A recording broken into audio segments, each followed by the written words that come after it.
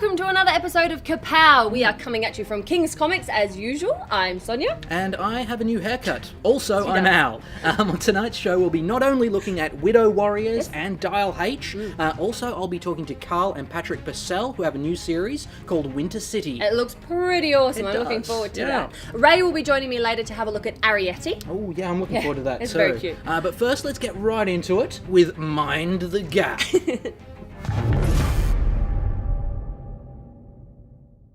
Mind the Gap is a new series from Image Comics. It's written by Jim McGann with art by Roden Esquire and Sonya Obak. Now, it's the story of Elle Peterson, who is a woman who has fallen into a coma after an incident that leaves her severely injured on a subway platform. Yes. Now, this incident was no mere accident. No. We soon discover that there's a massive conspiracy surrounding Elle's accident, which it may involve her family, her friends, everyone she's ever been involved in. But what did happen? We don't know. Did she see something? Did she say something? Did she do something?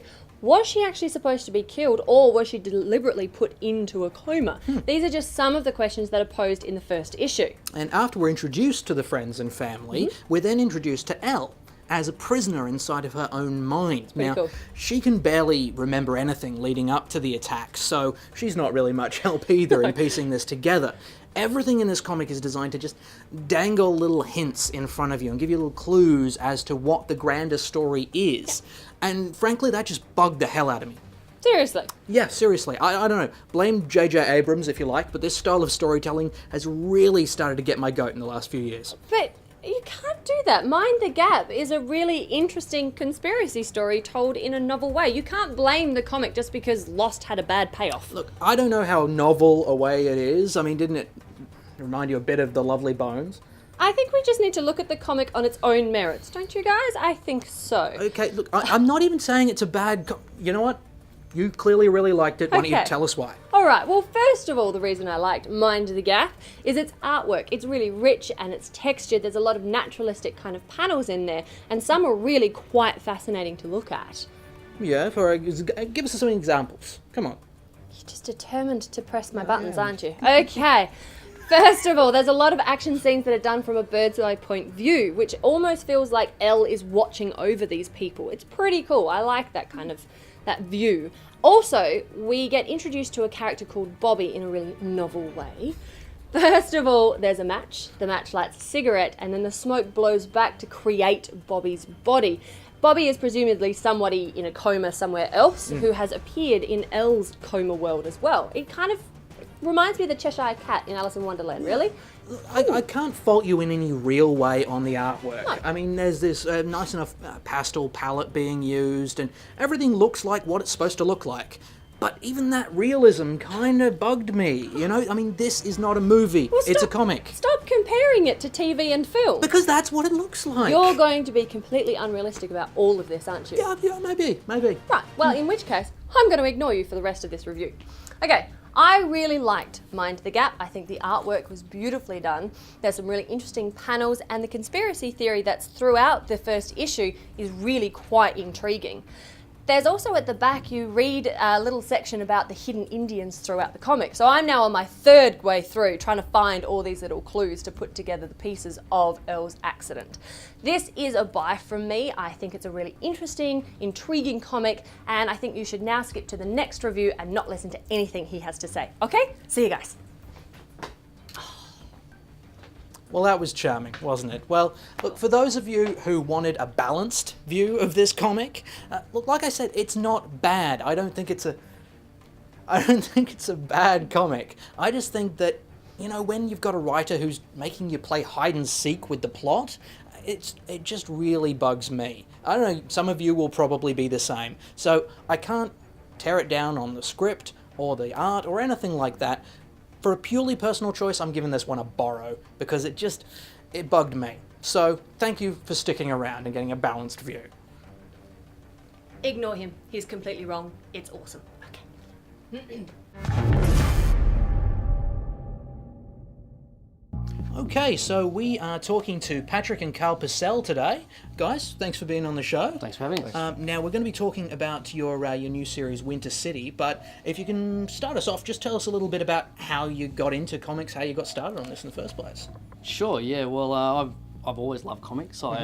I got given as a gift when I was young a copy of The Rocketeer. You know, the movie. It was the movie translated into a comic book. Yep. And I loved it. I loved The Rocketeer, and I loved the artwork, and I really enjoyed it. So I started trying to draw my own comic books, write my own. And this was probably, I must have been 6 or 7 then. So, and I've just always been into it ever since.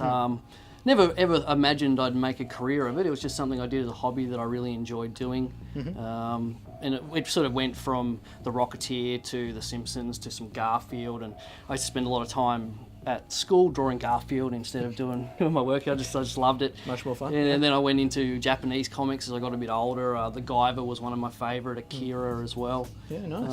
And how about you, Carl? You same sort of origins? A little bit different. I never set out to want to be a comic person or comic maker, but one thing I've always done, ever since I was 8 years old, I've always just written stuff. Any kind of stuff. Occasionally I'd write comics, mostly I'd write short fiction and try novels, but just as long as I can remembering, I'd sit down and I'd just write, and that eventually translated into writing a comic. Yeah, so you got together on Winter City. I mean, how did that sort of come about? When did you sort of decide to get together on this? Well, Winter City was an idea I had for a long time. Like I said, I always liked making comics, and my career didn't take me down that road, but I always wanted to somehow make it my career. And I had this idea, Winter City, building, and one night, it might have been even after we went and saw Avatar. It was somewhere James around Cameron's that Avatar, time. It's I think. very difficult to remember. Carl and I, after a late Yes. night, we went to a Korean-Japanese restaurant, started having some Korean wine. And after a few of those, I said, I tell you what, I've got a really great idea, and I think I want you to write it for me, because I just can't write. I can't finish writing it. I've got a plot, I've got a story, I've got characters. I just can't fill in all the gaps between the events and characters and things that I want to happen. So, and I said, that's a great idea. Where'd you go? He was sitting at someone else's table at the time. It was fantastic. It was unbelievable, yeah. Okay, well, luckily you remembered the conversation the next Yeah, day. yeah, Got well, moving. we got maybe a straight couple of into it, days actually. after. Yeah. Give yourself a bit of recuperation Yes, right. time, sure. But okay, well, Irving, tell us a little bit about Winter City, the basic premise. Sure, yeah. Well, I've always been looking for a certain type of comic, and I've really struggled to find it.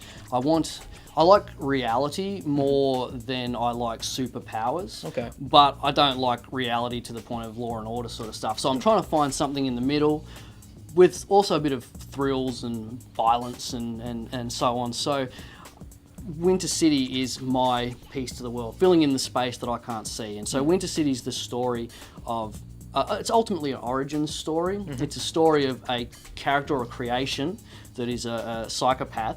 Right. But by what happens throughout this, we follow his childhood. We go from being a young child and all the tragic events that unfold in his life to, cause him to have all the things that are textbook for psychopaths. The lack of empathy and lack of love and compassion, violent by nature. But anyway, builds this person up to then become our character. And so that's sort of the main story we're going with here, which then also, while we're telling that story, we're also telling the story of that character becoming what it is and what it does, and we slowly unravel the mystery of how it all came together to be what it is today. And it's not superpowers or anything. It's all very realistic. We like to think, and we want it to, ultimately be very realistic and gritty, and perhaps even a bit painful for readers. Sure. I think a lot of people will find themselves cringing a lot, and not so much at the violence from our psychopath, but more from the tragedy of our young Sam's life. Some of it is quite hard to look at. Yeah. And I've had a bit of a read of it myself, and I actually found, there is the violence that's put it into that adult bracket, but there's some stuff in there that's difficult to read, and you obviously made a very clear decision to go in that direction. Yeah. We want people to go on a journey. Really feel the pain. Like, I want my readers, and I'm sure Carl will agree, we want our readers to actually feel like they want to be doing that now too, from all this bad stuff that happens, and then the ultimate climax that we lead to. By that point, they're going to have had enough and want to get out there. And you're going to completely justify this yeah, vigilante well, lifestyle. there's no justification. And that's actually sort of one of the moral issues we're trying to go with as well, that there is no real justification for any of this that happened, Yeah. but it just happened because the world is not a very nice place for a lot of people. You know? I don't think we're justifying anything, but if we're not No. getting some big emotional stir in you, we haven't done our jobs. Yeah, point. that's right. Okay, so I mean, Patrick came to you with this whole idea. What were you bringing into this? I mean, any story elements in particular that you pushed in? Well, you said Law and Order. I like Law and Order personally. I'm a big guilty. That's where a detective came Yeah, from. so there you the go. detective story I really brought into it. That was my biggest contribution to the plot, other than most of the scripting. Yeah. But I really wanted to write a detective story at the time, and so yeah, that detective and crime mystery element is what I brought into it. Alright, awesome. Now, you've got also the website where people can get a hold of it digitally, correct. as well as the hard copy that you've been bringing out as well.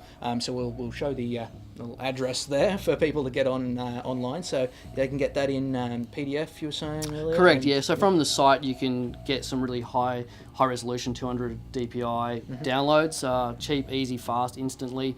Do what you want with them. But we're also getting printed, like as you mentioned, and we're going to be getting them into comic book stores as soon as we can, as soon as we're able to. You know, we've sort of got a bit of a lead time on getting the prints done.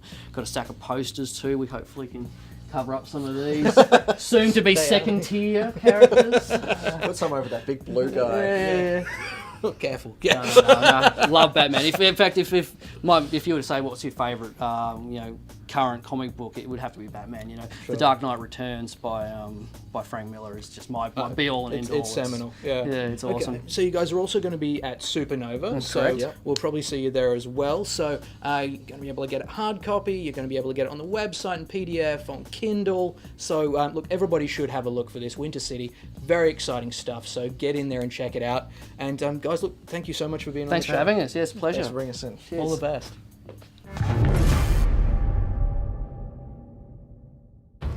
Demons, sorcerers, mutated animals, angry women with very, very large swords. That is just a few of the elements of Lloyd Chow's Widow Warriors, based on a screenplay by Christine To Chai Long. And it sounds like a pretty good premise for a graphic, doesn't it, Al? It really does. Kind of like 300, but with women instead of Spartans and a bit of magic sprinkled across it. I mean, if that was a movie that was coming out, I would go watch it. Yeah. But does it work as a graphic novel? Unfortunately, no. No. It does not. It's unfortunate, but you are right. Yeah. It falls a bit flat. It took me a while to actually figure out what bothered me the most about this one. Yeah, and what did you come up with? Well, I mean, for a start, the plotting is pretty awful. I mean, it jumps back and forward with little more than meanwhile in the spooky forest or meanwhile in the palace to let us know where we are and what the hell's going on. Okay, but before we do the same thing, let us give our viewers a little bit of a story on Widow Warriors. Okay, meanwhile in Kapow, Sonya gives some setup. Widow Warriors is the story of the Yang family, who at the start of the book, pretty much their entire male population get massacred by the Liaos, their enemies and China's enemies. Yeah. The women of the Yang family petition the emperor to send more men to the border to avenge their deaths, but they are refused. Yes, so the 300 women, coincidentally enough, Indeed. really, 300 women, decide to go and get revenge for themselves. Now, as we said, based on that premise, seems like it would be pretty good, but by the end of this graphic novel, I was just glad it was over. Yeah, I kind of feel that Widow Warriors kind of suffered from its origins as a screenplay. If characters get caught in a net, just show me them getting caught in a net. Don't also tell me that they're caught in a net. Yeah. I don't need to read that as well. There's a lot of these kind of narrative blocks throughout. It's kind of like stage directions running throughout this. Yeah. There is a time and a place for that, True. but every second panel is not that time or place. Oh, and talk about disjointed. What's the deal with telling me that someone has a magic whip halfway through the Yes, book? the magic whip. Yes, She's been using that. the whole way through. Never did anything remotely magical, and No. then it's like, oh, with her magic Magic whip. whip. And that's just one of the many things that Chow just tries to shoehorn into the story with his little third-person narrative. Honestly, though, if those little narratives weren't there, I think I would have actually had a bit of trouble working out what was actually going on. That's true. You could actually read this book just with those little blocks, which kind of feels like Cho didn't really know what he was doing in this medium. I mean, if you can just read the book without looking at the pictures, it kind of defeats the purpose of a graphic novel. Graphic novel, Really? yes. On that topic, though, in graphic novel, how about Pat Lee's art? I mean, I thought that was okay. It was a bit drab. It's okay. That's the thing. Nothing excited me about this artwork. I mean, we're told that these women are travelling across a huge distance amongst all these amazing countrysides. Yeah. And they're all the same colour, and they look all the same. Like, they could have just been in the backyard, really. And there's a few panels that kind of stand out, maybe because they were using different colours to brown and grey. Yeah. But they're too few and far between. I just got really bored with the artwork. Yeah, I mean, there was that one bit, they were at a river, and that actually goes blue for a change. Yeah. But for such an intriguing premise, this was a real disappointment. I mean, what are you going to give it? As much as I hate to do this, I have to bury this comic. Ooh. I don't know, I haven't done it for such a long time. I really don't like burying comics. I know. But this is a disjointed story. The artwork is boring and dreary. It's actually quite confusing at times as well. I have to bury it. You know what? It's actually quite liberating to hand out a berry when it's deserved. You can't give a comic a free ride just because it's got an intriguing premise. I mean, as we said, the plotting in this, no good. And little to no character development That's as true. well. I mean, just it needs to be a berry from me as well. This is a big disappointment, and people need to know. I don't like burying comics. You know what? You know what the best thing in this comic was? What? It was one line that I actually really liked. What the? Ninjas! And true. that was the best thing in it, and That's that tells true. you everything you need to know. Meanwhile, in another review, Magic Whip!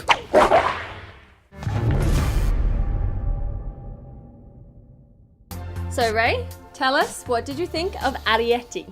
It's great. I don't mean to be down, but I wanted to really test this film against all the great films I've seen because, I don't know, I thought that I'd been saying that it's a buy too much and I really wanted to put it to its straps. Okay, and? It made me feel like a marshmallow. Aww.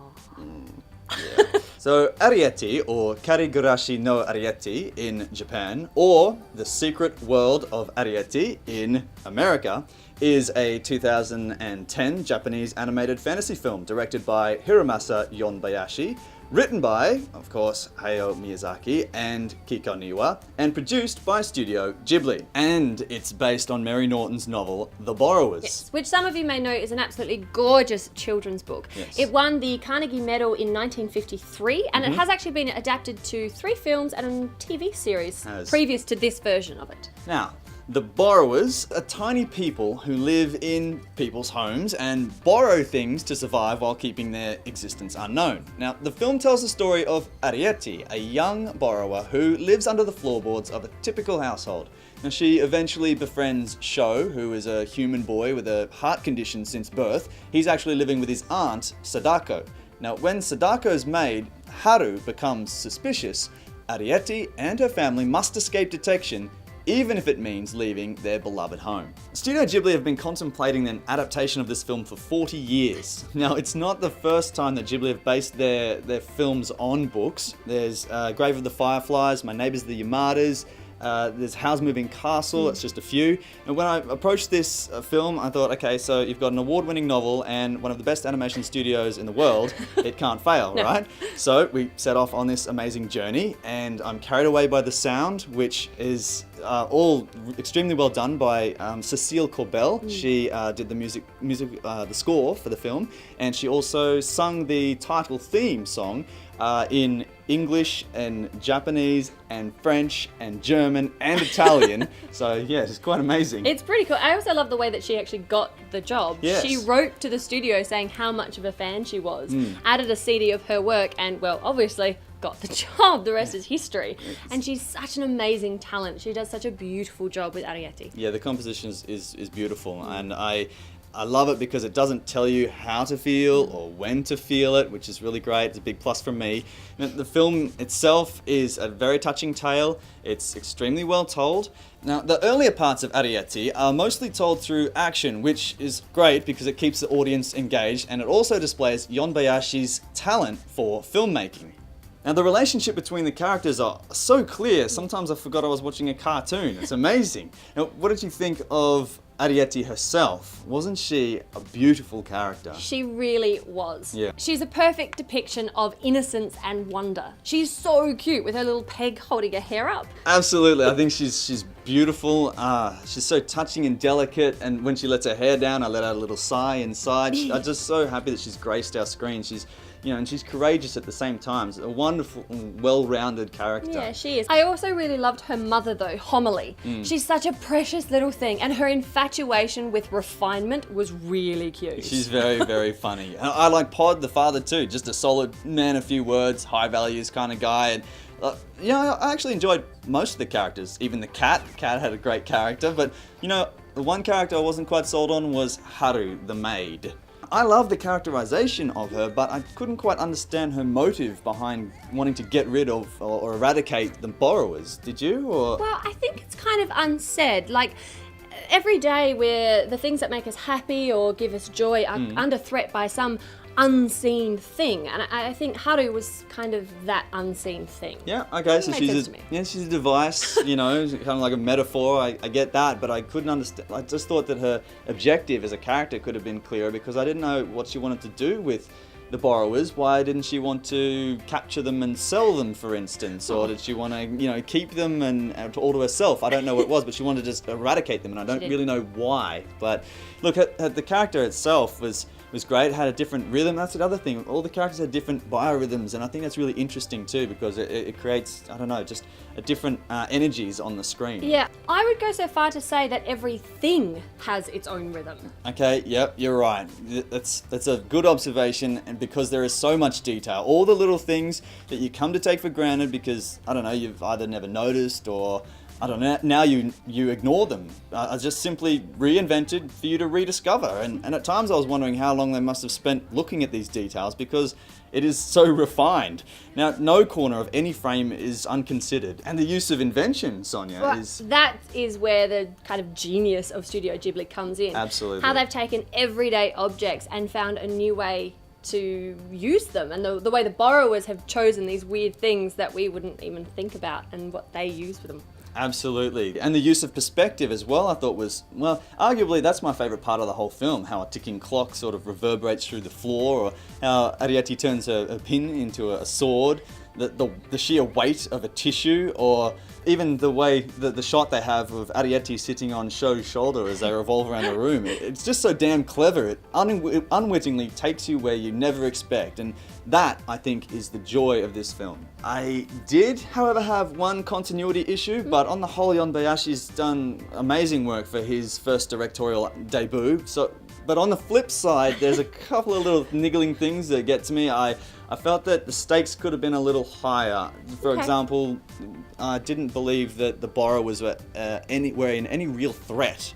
Yeah, but they were in danger of becoming extinct. That's a big threat. Extinction. Big threat. I know what you're saying, Come but on. I don't think that it wasn't clear enough for me. I didn't believe it was a life and death situation. Okay. I didn't go there. It didn't bring me to that decision whether they could or couldn't. So, Fair enough. And the other thing was that Sho and Arrietty had such a wonderful relationship. I wanted to explore that further. It could have been introduced a little earlier, perhaps. And I thought that.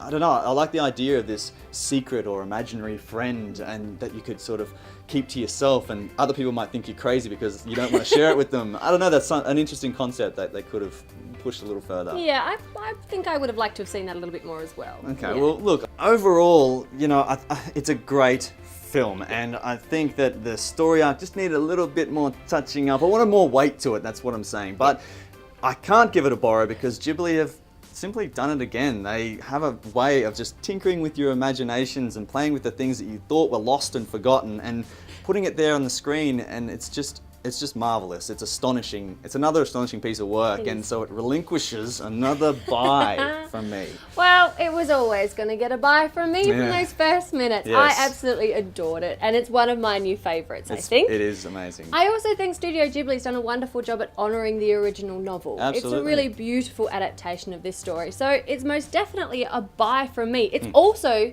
good for all ages. It which is, always absolutely. nice Yeah, to see. everyone can So, enjoy it. it's a buy. It wasn't that hard, was it, Ray? No. It's a buy. That's right. Don't you believe in little people? Midgets or dwarves? Oh no, I'm not talking to you anymore. Pygmies? No. Knee highs? No. Low riders? No. What did I say?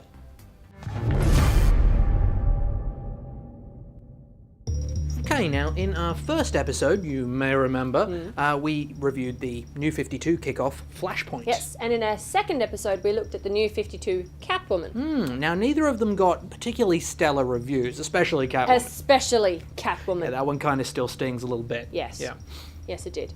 Anyway, we thought now that the New 52 have put out their second wave, that it was time for a fresh start. Well, second fresh start. Fresher. Yeah, refresh. Anyway, Dial H, written by China Mayville with art by Matthias Santaluccio. We're looking at issue number 1. We certainly are. Now, small admission, I have been a fan of China Mayville's for a very long time. Ever since a friend of mine gave me my first copy of The Scar, I've read pretty much everything else he's ever written. King Rat, The City and the City, Potato Street Station, Kraken, everything. He's kind of steampunk noir by way of H.P. Lovecraft and new weird. It's fantastic. The question is, can the man write a comic? Well, I think... That was a rhetorical question. Of course he can, and it's genius. Okay, well, clearly you're incapable of being objective Yes, on I am. this one.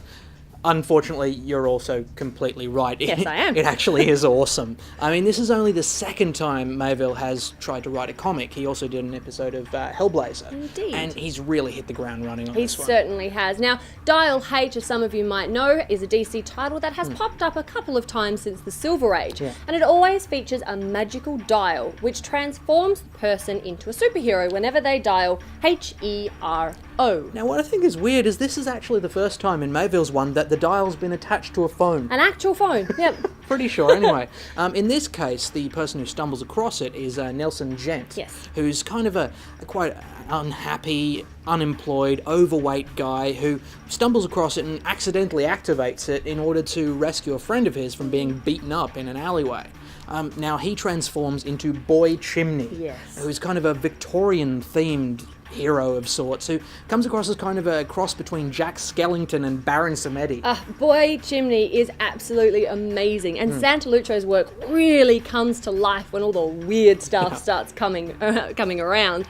I really love the fragmented panels that Santaluccio's put in there that kind of show Nelson's confused state of mind as he takes on this weird character of Boy Chimney. It's pretty awesome. Yeah, honestly, I wasn't sure how the style of Mayville's writing was going to translate into comics, but it actually works really well. It does. It wasn't until my second read through that I really got to grips with it, honestly, but I mean, this is not your standard superhero story. No, I mean, the second time that Nelson activates the dial, he transforms into this Captain Lachrymose, which is like a super emo who feeds off of tears and just brings back all the most horrible memories that you could possibly think of. This is not an ordinary superhero. No. I'm really, really keen to see all the other strange, weird and wonderful creations that's going to come out of Mayville's warped imagination. Plus, I'd like to see how they kind of sit with the rest of the DC characters. There's going to be some interesting meetings. Oh, yes. I think there really are. Now, I'm assuming this is going to be pretty much a universal buy for both of us. Bye, bye, bye, bye, bye, bye, bye, bye, bye. So that's a buy? That's a buy. Right. China Mayville's Dial H for Hero is just phenomenal. It's got amazing artwork. The story is just so weird and wonderful. I just can't wait to read the rest of this series. I was so excited when I first read the rumours on the internet that he was actually going to write it, and I'm so glad that it has just lived up to every expectation I ever had. Yeah, look, it is fantastic. It's well worth a buy. It's a buy from me as well. It's worth every moment that you will spend just trying to figure out these panels What's and actually going puzzling on. over the complicated prose. It's well worth it. I mean, keep in mind, not your standard superhero story, but Dial H. It's pretty much a front runner for my favourite new comic of the year. Absolutely. Check it out, for God's sake.